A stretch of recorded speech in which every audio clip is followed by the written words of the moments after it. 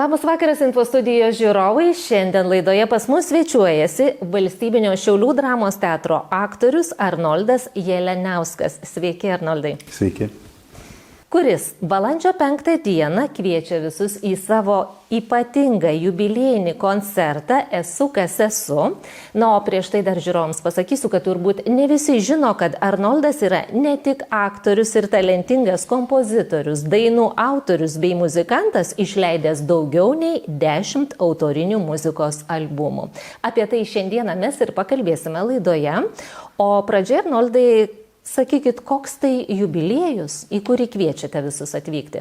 Suėjo 50 metų, toks ir jubiliejus. Su kuo ir sveikiname. Labai ačiū. Tikrai toks neeilinis, sakyčiau, labai didelis noras sukviesti savo artimus žmonės pabūti vienoje vietoje kartu. Ir per tą muziką, per koncertą pasidalinti tuo, kas esu. Įsivaizduoju, kaip smagu turėtų būti ne tik artimieji jūsų aplinka švenčia, bet ir visa Lietuva, visa teatro, muzikų bendruomenė, ar ne? Mano jubiliejų, nežinau, ar švenčia visa teatro bendruomenė. Švęs. Balandžio 5 dieną tikrai švęs. Taip. Tai laukiu kaip ir. Mes dar nekartą pakviesime į šį koncertą, apie jį pakalbėsime, o Arnoldai, sakykit apskritai apie muziką, kada jie atsirado. Na, iš tiesų, kad jūs aktorius puikiai vaidinate, visi žino, o apie tą muziką, kada prasidėjo tas ryšys su muzika būtent? Nuo vaikystės. Iš tikrųjų, mama pasakojo, kad prie plokštelių, reiškia, vis eidavau, patefoną turėjom, tai vis sukdavau vieną kitą plokštelę klausydamas. O kokios muzikos tuomet klausydavot? Creedence tokia grupė buvo, tai aš labai gerai atsimenu, ta užsienio kalba jau, reiškia, kitokia kalba nei per televiziją sovietmečių.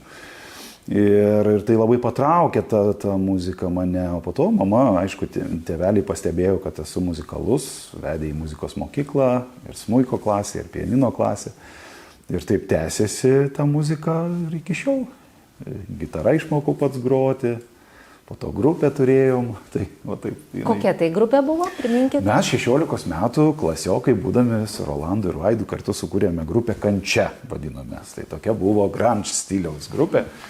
Tai mes jau ten smaginomės paaugliai su fūzo gitarom.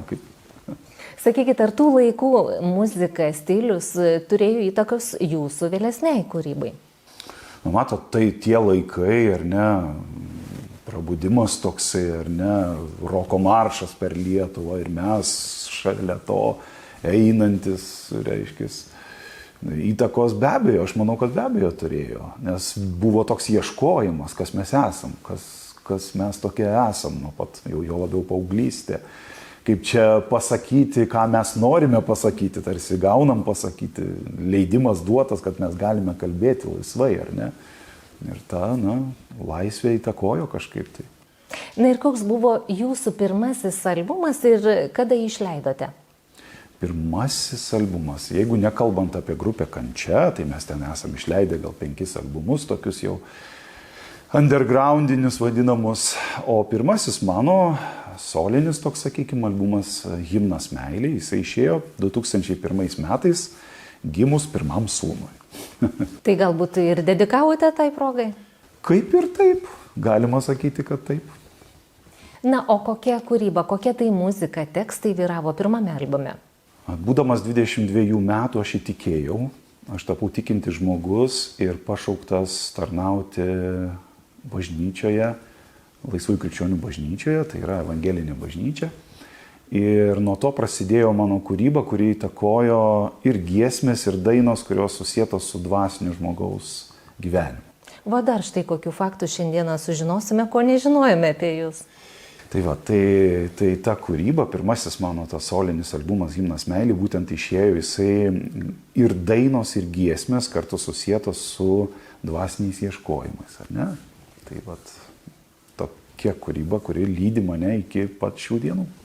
Tai kituose albumuose panaši tematika tokia pati vyrauja, ar keičiasi kažkas?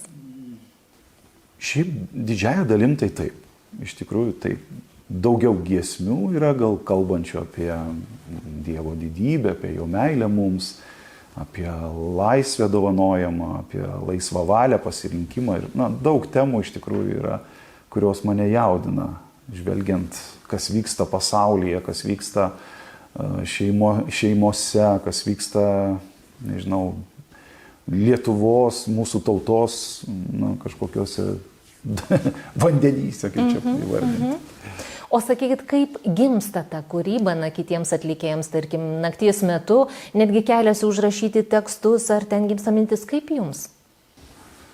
Skirtingai, kaip pasakyti, sakykime, giesmė būna iš tokio gilaus išgyvenimo, kada nori pabūti, pavyzdžiui, maldos laikotarpis, kartais būni tokio ramybės maldos laikotarpyje ir užgimsta kažkas tokio iš vidaus, tokia kaip giesmė, noras padėkoti, sakykime, ar ne?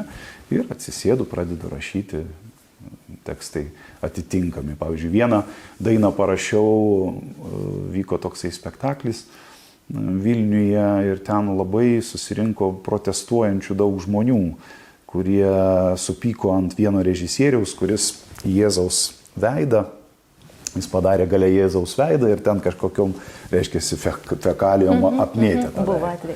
Tai aš kažkaip atsisėdau ir žiūrėjau tą laidą, žiūrėjau, kaip jie protestuoja, ta pykčio kiek daug buvo ir aš parašiau dalinkis meilę kūrinį, pavyzdžiui. Nors aplinkoje jūs matote, sakykime, kad ir negatyvius ar kažkokius protestus pavadinkime, bet ieškote meilės, to gėrio, ar ne? Taip, man įdomus yra kiti sprendimo būdai negu su kumščiais į veidą. Smagu girdėti. Neseniai pasirodė jūsų paskutinis albumas Pradėkit iš naujo. Tai spėju, šis albumas taip pat skatina meilį gėriui.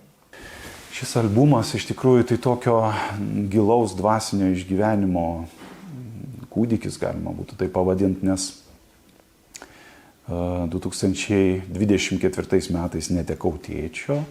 Ir tas laikotarpis tokio sielvarto, tokio liūdesio, jisai atnešė tokį uždarumą, gal vidinį uždarumą. Ir gavau dovanų knygelę tokią, kitų autorių išverstą į lietuvių kalbą, poezijos knygelę. Ir aš pradėjau ją vartyti, skaityti ir aš žiūriu, kad tie tekstai, jie iš tikrųjų kalba, dainingi labai yra tekstai. Ir per vieną, sakykime, mėnesį aš parašiau 13 tų kūrinių, kurie ir kalbėjo apie tą mano būseną. Aš norėjau išsisakyti, išlieti tą savo galbūt sielvartą per muziką, per dainą. Tai taip jisai užgimė, tas albumas per metus jisai tapo girdimas daugelį. Sakykit, galbūt jūsų albumai bus pristatomi ir koncerto metu? Šį kartą ne. Kodėl? Nebus. Kodėl? Labai paprastai, finansai. Nėra paramos, nėra kompaktinio disko. Yra parama, yra kažkoks tai daiktas, kurį žmonės gali įsigyti, sakykime. O kalbant, kad iš tikrųjų žmonės gali klausyti Spotify ar YouTube kanale mano muzikos. Tai dabar yra daug įvairiausių būdų, ar ne? Yra platformų, kurias galima rasti mano kūrybą. Arnoldai, pristatykite koncertą, jo programai, jubiliejinį koncertą, į kurį kviečiame atvykti žiūrovus. Man asmeniškai labai jisai yra brangus šitas susitikimas. Tas pavadinimas Esu, kas esu, jisai yra susietas, šventam rašte apaštalas Paulius sako, Dievo malonė, esu, kas esu. Ir kada žiūri per gyvenimo laikotarpį, pradedi žmogus suprasti, kad kai kur praleidai kažkokius dalykus, kas esi. Manogi atveju aš daugelį dalykų esu sudėjęs muzikoje ir kūriniuose. Ir aš pradėjau žiūrėti, kad esu parašęs daugiau nei 150 kūrinių ir tada pradėjau suprasti, kad jie yra labai skirtingo žanro. Tai taip pat koncerte bus to skirtingo žanro.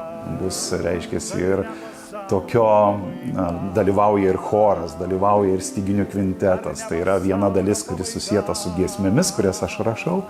Yra kita dalis, ta, kurią mes kalbėjome, tos grupės kančia, tokio truputėlį roko ir tie mano draugai atvažiuoja, mes pagrosim truputėlį roko jaunesnį publikai. Ir bus keletas svečių, kurie padainuos kartu su manim tokios ramesnės bard stiliaus, sakykime, ar ne, bardinės muzikos. Tai šis koncertas skirtas visokio amžiaus, visokiai publikai ir ne, mėgstančiai įvairiapusišką muziką turbūt. Aš manau, kad kiekvienas atėjęs atras savo kažką išsinešti. Visi paprastai jubiliejaus proga kažko tai linkim, mes jums linkime kūrybos neblėstančios, tuo gėriu dalintis visada su visais. O ko jūs pats savo norėtumėt palinkėti? Galbūt kažkokią svajonę norite dar išpildyti, kažką sukurti, kažkokį vaidmenį suvaidinti ar nežinau panašiai? Stabilumo ir ramybės. Man taip atrodo, kad pastarosiam dienom labai norisi tų dviejų dalykų. Kažkokio stabilumo, aiškumo. Manau, kad pasaulyje tai, kas vyksta, visi mes ilgimės tokio. O kur tas stabilumas, kame, ar ne, kame tas yra pamatas, pagrindas. Tai taip pat ne tik dvasinė prasme, aš manau, kad ir įsitvirtinti Šiauliuose, pasilikti kuo ilgiau čia. Beje, minėjau Šiauliuose, jūs pats ne šiaulietis, iš kur atvykęs? Šiaip aš gimęs Panevėžy, Vilniuje, sukūrėm šeimą ir gyvenome 20 metų Vilniuje. Tai va, dabar O Šiauliuose jau kiek laiko? Šiauliuose dabar sezonas 3 eina, tai bus 3 metai. Netrukus jau galėsite vadintis kaip ir šiauliečių, dar po keletos Tai va, metų. tai įsikurti Šiauliuose, linkime. stabilizuotis ir, su ramybė, su taika iš tikrųjų daryti gerus darbus šiame mieste. Ačiū Jums, kad atvykote, dar kartą sveikiname su jubiliejumi, linkime tuo gėriu visada dalinti su kitais, neblėstančios kūrybos. O žiūrovams priminsime ir pakviesime balandžio 5 dieną. Aktorius Arnoldas Jeleniauskas kviečia visus į savo ypatingą jubiliejinį koncertą Esu, kas esu į Valstybinį Šiaulių dramos teatrą 18 val. Nuostabu, jūs puikiai viską padarėte ir pakvietėte. Kviečiu. Ačiū Jums. Ačiū.